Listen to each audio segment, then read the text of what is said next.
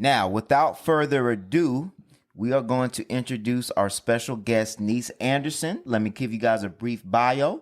So she started her entertainment career as a songwriter and a poet, in which she wrote for others and was also involved in live entertainment scene. Later on in life, she became more interested in storytelling, writing several short fictional stories. Then in 2020, she launched Niece Anderson Relationship Coaching, which featured informational videos on topics such as codependency and communication in relationships. Now in 2022, she has written and produced her first film, Perspectives, which is the first part of a larger series about the importance of healthy communication in romantic relationships. Man, give her a bar for that. Yes. There. That is a bio. That is a bio. All right. Just make sure you are unmuted and we're going to get into this interview, girl. For sure. Thank you so much for that intro. Oh, yeah, for sure. We had to put some respect on your name. So you are joining us all the way from Ohio, correct? That's correct. That's correct. Okay, from the East Coast. Yeah, we appreciate you for that. Shout out to the East Coast, man.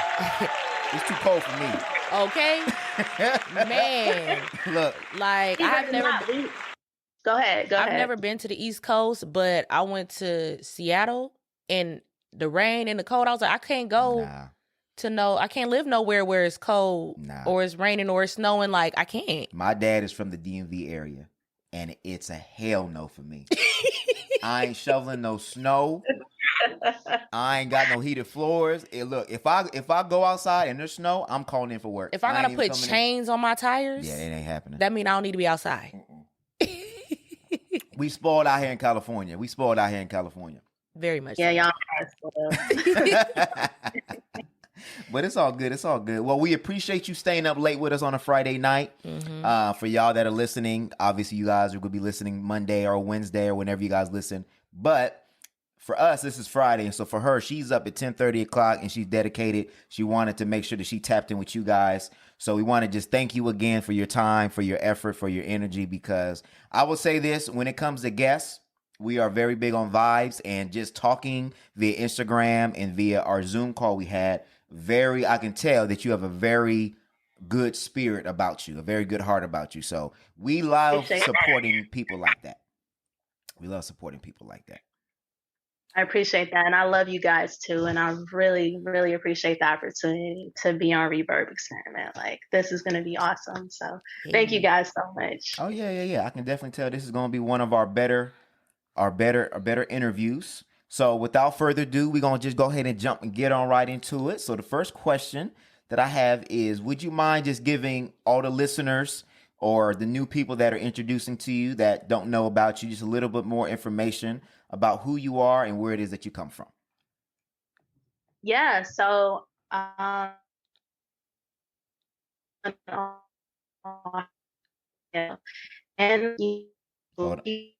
I have songwriting. There you go. Can you hear me? Yeah. No, you're good. It kind of glitched a little bit, but I think that we're good now. I think we're good.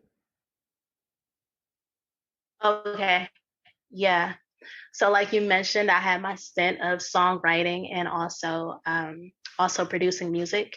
And then I got into relationship coaching because I really have a passion for helping others, so it was only right, for me to actually kind of channel all that into, a film, actually show people what I've been explaining for so many years, you know what I mean? So that's why, I ended up writing this. Yeah. Okay. I can see that. So for the people that haven't watched it, who will be watching it, and we'll make sure that the link is in the description so that you guys can check it out. Can you give a brief synopsis on the film and what inspired you to write and produce the film? Okay. So basically the synopsis of the film, a hopeless romantic is planning marriage with his girlfriend, but at the same time, his girlfriend is contemplating breaking up. She sees him as insecure, controlling, and he sees her as someone that can communicate better. So basically in the film, we show you both points of views, and, the film really sets out to answer what is healthy communication, and I mean, it's just a message I've been trying to get out for a while. And I never really seen a film explore it in this way. So, it's a pretty complex situation, but I thought it would be interesting and compelling to create a film about it. I think that's very important, just because a lot of times we talk about the importance of healthy communication, but at the same time, everybody can have a different definition, or healthy communication could look different for everybody. So it could be important to you, but that does not mean that you are on the same page with what that looks like. Absolutely. I think we expect other people to communicate the way we communicate. And the whole point of communication is to hear, but also to convey your message. So sometimes you got to cater your message to a different audience, and you can't always have it your definition of what communication looks like. Exactly. So, and a lot of times you'll see people say, like, people feel like the only important thing is their intention of what they said. But it's like, if you really care about somebody and you care about healthy communication, how it's received should matter too. So. Yeah, totally agree. Okay. So speaking about communication, why was it important for you to create dialogue around interpersonal communication? Well, communication is important in life, not just with our partners, but everyone we encounter in life. If you want to have happiness and success in your relationships, you got to be able to get on the same page with people, have conversations, communicate. Miscommunication can cause so many problems in life, and that can easily be avoided. So for me, it was just an important topic to touch on. And in this film, you can literally watch miscommunication cause problems with this couple. You know what I mean? So it's just important. It's really important. Absolutely. I think a lot of times when we talk about healthy communication, we usually talk about it in the context of romantic relationships. And I think that's where we can identify the most with miscommunication and things like that. But I find that a lot of times, like friendship, work relationships, it's just as important. And I don't think we realize how like that kind of it's kind of a reflection. Like if you can't communicate on a interpersonal level, just work, all that, how do you think you could do that in a romantic relationship? It's not like communication is not just specific to romantic relationships. Like you need to be able to do this on a general basis. I think we kind of miss that. Yeah, that's true. Sometimes people have amazing communication with coworkers and can collaborate and do all these things at work, but you can't do it at home. Yeah. I've seen that too. Yeah. I mean, and obviously that can get into even a deeper conversation as far as what does body language look like? What does your tone look like? Because again, it could be the right message, but it can be the wrong tone. And like even in the film, Isaiah, right? I think he's the male character. Like, and I don't want to give it away, but in the disagreements, I can tell in his tone that it was kind of like, don't want to say condescending, but kind of like an angry, like, why, why, like, who's that dude that's in the car? And it's like, there's a better way to communicate that. You know what I mean? Right. Like, you can do it without accusing, you know what I'm saying? And I think when a lot of times when there's communication that breaks down, a lot of times it's really your tone. Or it's really your, how you show up and like your body language. Because it's not really the message, is how are you approaching the conversation. So I'm gonna let Niece kind of elaborate on that a little bit, because I the more I watched it, the more I picked up on little things as I watched it. But think about how you communicate at work. Like we be at work trying to craft emails right and sound politically correct, and you know what I mean? Like we try to check our tone in emails. I mean, sometimes I'll be very passive aggressive. I cannot lie. Because sometimes when people get on your nerves, you be like, well, how can I say this but not sound? But we take the time to do that. With our coworkers. Yeah. We got to take the time to do that at home. Right. So. Yes. So true. I agree. It's crazy. Like, I don't know. I think my communication style, like at work, I'm much less combative. I cannot lie. Well, because there's more at stake. Well, I mean, is it? We perceive that there's more at stake. We perceive it. You think so? It depends on. It really depends on what you value. Because that's not even what you value. Because you could value being able to take care of your family, and this is how my family eats. So you know what I mean. You're looking at it like that. That's true. But I think we need to take a little bit more care for our spouses. We get too comfortable sometimes in our relationship. They're always going to be there. We can just, do whatever, you know what I mean? And it's like, no, like you have to still a person, and you have to give them the same care and compassion you would give anybody. You know what I'm So, yeah. The same way you have that fear of getting fired or getting written up, keep that same energy at home. So you can move with that same care. So do you think in being comfortable in your relationships that you take them for granted and feel like you have more freedom to be able to have the breakdowns that we have when it comes to communication? Yeah, I think it happens a lot. I think it happens so often, and you just gotta be careful of it. You gotta pay attention. You gotta be aware, because it can easily happen where you're taking advantage of what you have. Taking advantage. That's a good way to put it. Because you know that person love you. You know that person's gonna be there. At your job, they will replace you. They will have your job on Indeed before you get out the door. So that's true. That's true. I agree with that. I totally agree with that. So in the characters, I know I touched on Isaiah. Can you kind of which character in that do you identify with the most? Is it Jada or is it Isaiah? So I'm kind of neutral here. I know exactly where both characters are coming from. I feel like I might have been, one of the characters or both of the characters at certain points in my life. So I think they both can grow in terms of communication as well.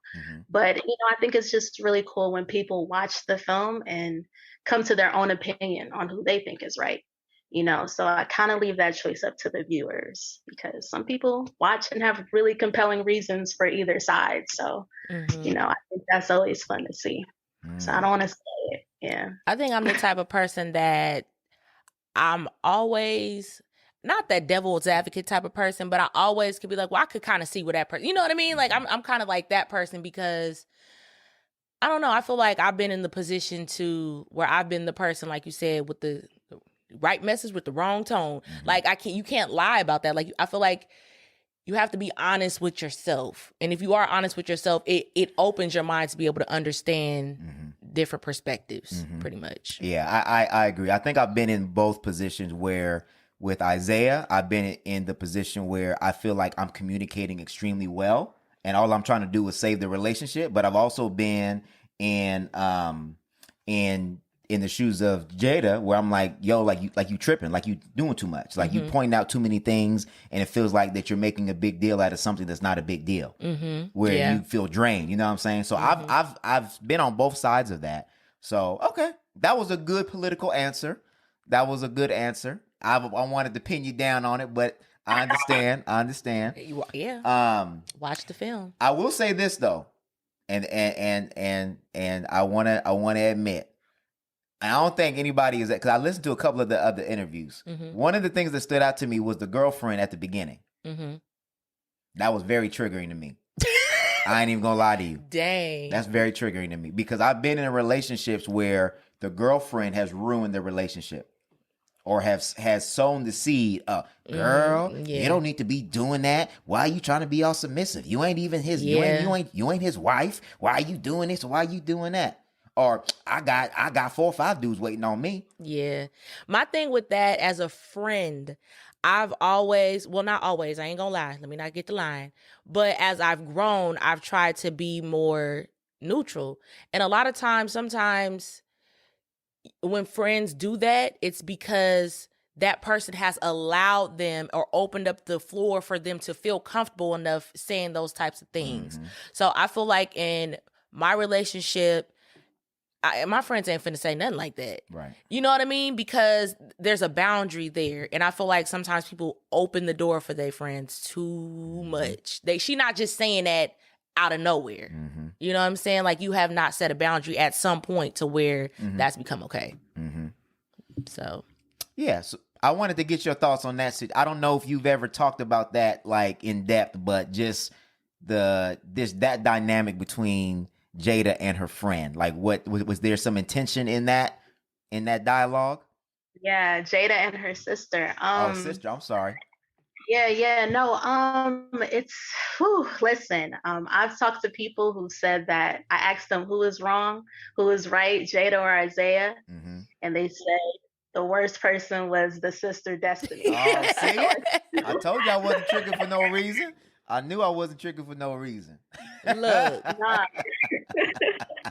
She is the third perspective, it's not just Jada and Isaiah, she also has a perspective that, some people, have in life, and I just wanted to represent that and represent how, outside influences can affect, choices we make in life or our thinking pattern, a lot of things, you know what I mean? So yeah. I agree. Yeah, sure. Absolutely. Yeah. Especially if you respect that person and you hold them with high esteem. What they say definitely has a major impact on how you perceive things. Yeah. And it's sowing, to me, it's just sowing the seed. Like, if you have friends that are sowing seeds of doubt and you continually allow that to happen, then it's going to play out in some shape, form, or fashion. I think, too, you need to know your friends, your sisters, whoever. You need to know them. And I think they need to know themselves. Like, even with my friends, even when they have given me advice, they always preface it with, you got to know I got trust issues, or this is why, they always give a reason behind what their opinion is or the advice that they're giving and like what place it's coming from. You know what I mean? They're honest about where it's coming from. And I think that just comes with maturity in a lot of ways, because, I be telling people all the time, like, well, I can only speak from this and this is why I think like this. I'm not just trying to give you an opinion and not really being thoughtful or transparent or honest about it. Right. And that's the people that really care about you. Right. I agree. Yeah, you triggered me, man. It was in my feelings after watching that. I was like, oh, here we go again. Nah, this film is very triggering. That's triggering for a lot of guys. Oh my God. Oh my Lord. Oh, that's another story for another day. Yeah, it's triggering. Okay. So I know we're talking about relationships. So what are your personal thoughts or current thoughts on relationships today, and more specifically, the dynamics between Black men and Black women? Ooh, so, there's a lot going on right now in the dating scene. Obviously, this film kind of represents a population of couples that, they're not really innately compatible. They see things really different. But I know there's couples out there that, for the most part, are compatible, agree on most things. Then you got the manosphere and the red pill and pink pill, So I think there is a lot going on in the current dating climate, especially the Black dating climate. But I think for those couples that really relationship committed to making one work, one thing we can do is get out of our own way, being more open-minded, recognizing when we're triggered, taking that deep breath, and trying to listen to understand, you know what I mean? So I know there's a lot of stuff going on in dating, but I feel there is hope for Black love, Absolutely. I think there are couples out there putting in the work. So, that's just my opinion on everything going on right now, Yeah, I agree, and we appreciate you for doing this, because I think there needs to be more content, more positive content or thought-provoking content that opens the door for the conversation to be had, because there's a lot of trauma. There's a lot of, let's just say, there's a lot of negativity when it comes to relationships, and more specifically that we don't have a lot of healthy examples of what Black healthy relationships look like in the media, TV, et cetera, et cetera, et cetera. It is very triggering. It's very traumatic. And it's always, it's always that desensitizing thing where you're seeing these toxic relationships get pushed to the forefront. So we have to have a space where we have conversations about, what does healthy communication look like? what does a healthy relationship look like? What are the things that we need to do to be able to get to healthy relationships? Because a lot of times people say, okay, therapy. Okay, but we need to be, open and honest. Not everybody has the sources or the resources to get to therapy. So for those people that are not able to get to a relationship, couple therapy, or to be able to do those things or have those resources, they have to have something. Right. That gives them some hope that, hey, I can make it through this. And, just because you have a different style of communication or because you see the world differently doesn't mean that you still can't come to an understanding, because even if you are compatible, you still have to have a intentionality on being on the same page.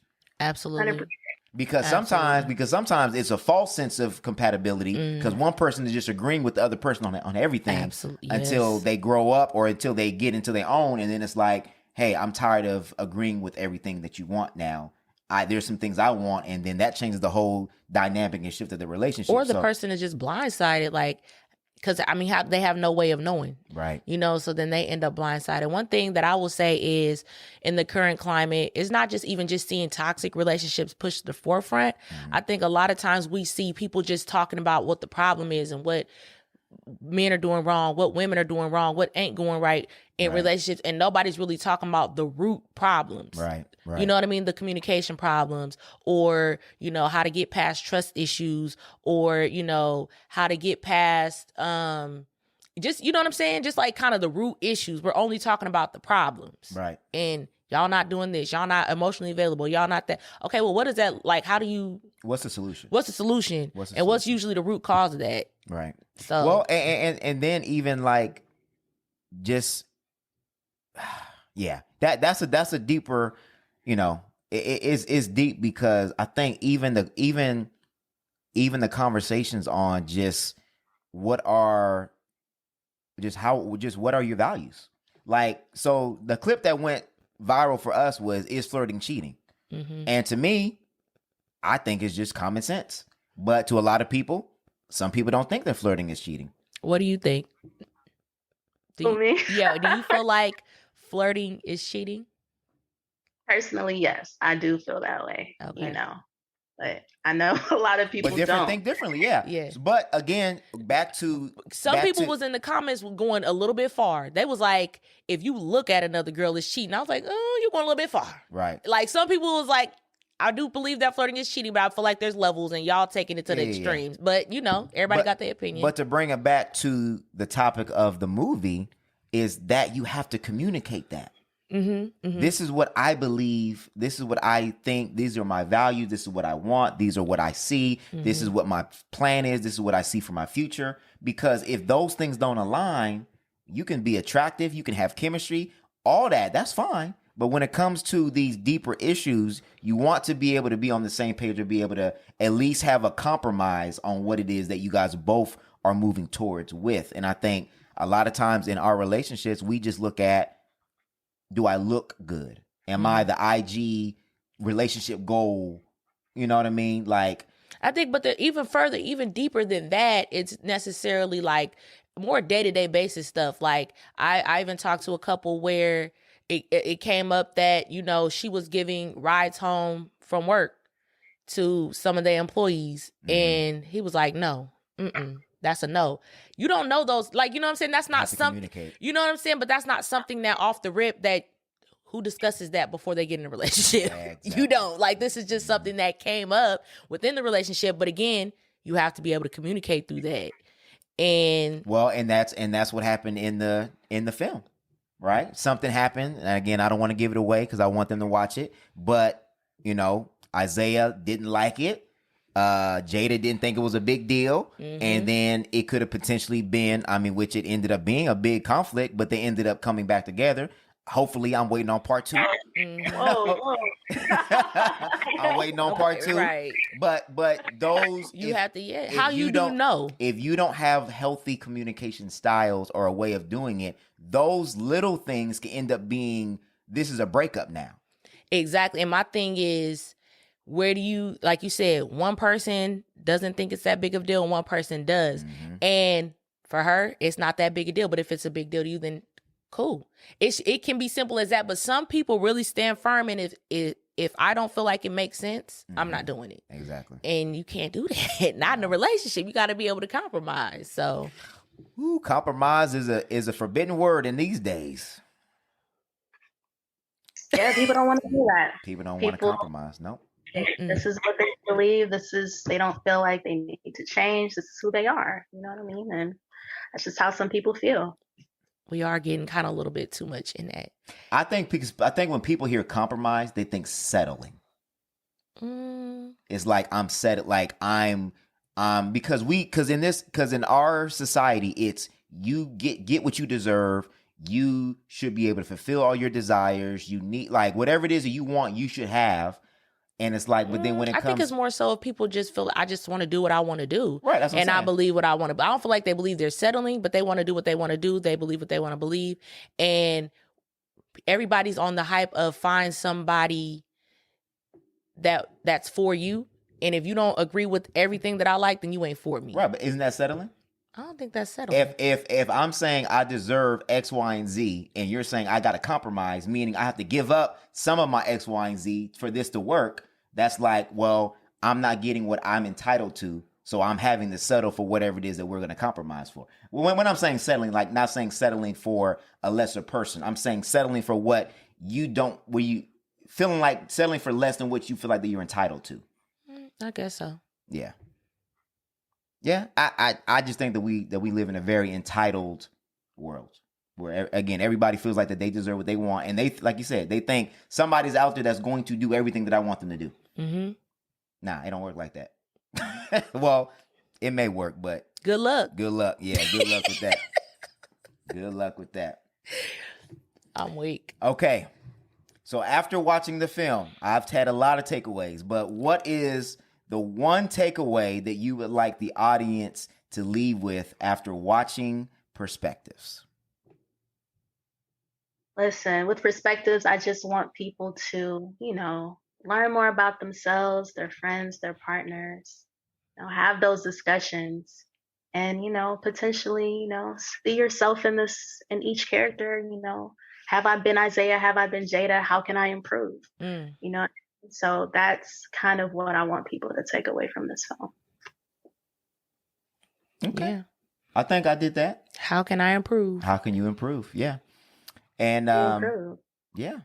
So and this isn't on the question, Doc, but we're gonna have to ask this question. So I know you said that you identify with both of them. So after you've written it and after you watched it, what are ways that you feel like that you kind of took away with, like things that you can improve on?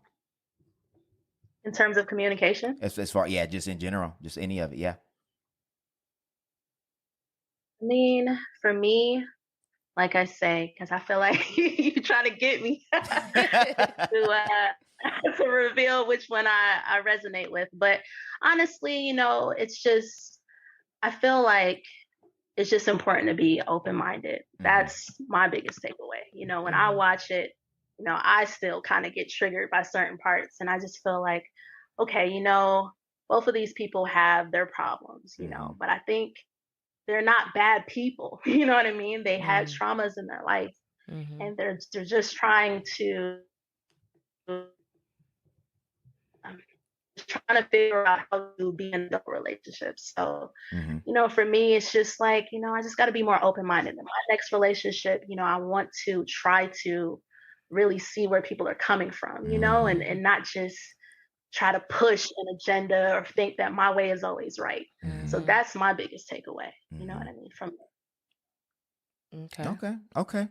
And I was kind of looking on your page, and I know there was a lot of behind the scenes things. So for the young, Black screenwriter, producer, anything like that, what kind of advice would you give to them? Because I know this obviously was a process, and you were involved from beginning all the way through the end. So what are some things you would have done differently? What are some tips of advice you would give for somebody that's interested in doing something like this? Because I know, these things are inspiring. People will watch it and they will want to, hey, there's some stories that I may want to tell. So what are some tips or some things that you would give as advice to somebody that may want to get into doing screenplays and projects and film and things of that nature? Yeah, my advice would be, just start writing. If you're passionate about something, don't let, resources or anything deter you from doing it. You never know what can happen when you are pursuing something that's a passion. Mm-hmm. So I would just recommend that they start writing, they, do a casting call, like go through the whole process. Like, anything is possible, anything can happen. With this project, I didn't have that much funding. I didn't have a lot of things, but I said, I really want to tell this story. And I told the story. You know what I'm saying? So it's not impossible. It's not impossible to do. And yeah, just keep going. Don't let no one tell you can't do it. That would be my biggest advice. Yeah. That's dope. That's dope. It's very inspiring to see, see us doing us. Mm-hmm. And it was, very well made. It was very well produced. I'm gonna be honest. I mean, when people hit me with short films and things like that, I'm like, I don't know, man. And then I'll try to watch it, and sometimes the quality ain't the best, and sometimes the acting ain't the best. I'm like, right. And they ask me how it was. I'm like, it was all right. It was all right. But nah, it was dope. It was dope. I liked it. At first, I was a little hesitant. I was like, nah, let me watch it. And I watched it. And it was dope. It was dope. And I'm not lying. Like, I wouldn't be trying to, blow smoke. I really did enjoy it. And I genuinely am looking forward to part 2. I am looking forward to part 2. So, with that saying about part 2, and since you left us with the cliffhanger, for one, where can we first watch part 1? And then where and when can we expect part 2? Okay, so if you want to see part 1, I think he may leave you guys may leave a link. I will definitely leave a link. Yes. But if you don't have access to the bio where he's leaving the link, you can search Perspectives Part 1 on YouTube. It should pop up. It should be the first thing that pops up. A guy and a girl looking real intense in the in the cover art. That would be the film.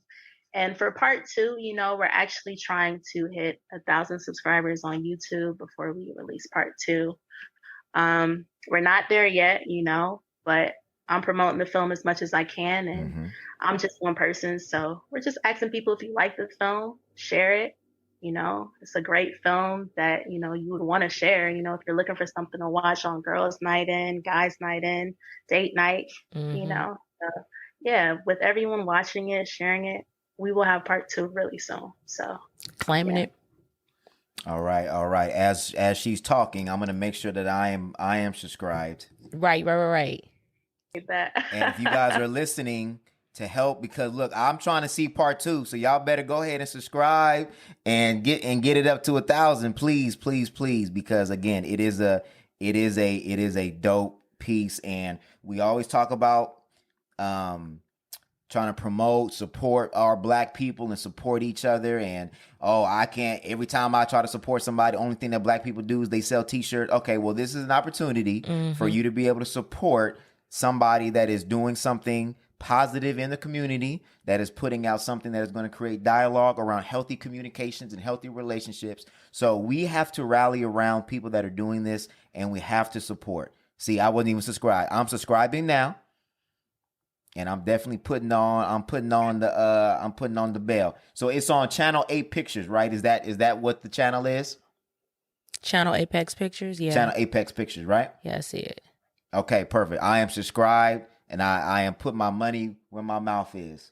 I'm subscribed. So y'all gotta help them out. We appreciate it. Y'all gotta get the views up too, man. Yeah, you guys gotta get the views up too. Get the views up, likes, comments, all that. Help out the algorithm.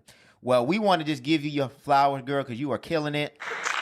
We are giving you a round of applause. I know you can't hear it, but keep going. Keep going. I would love to hear more and see more.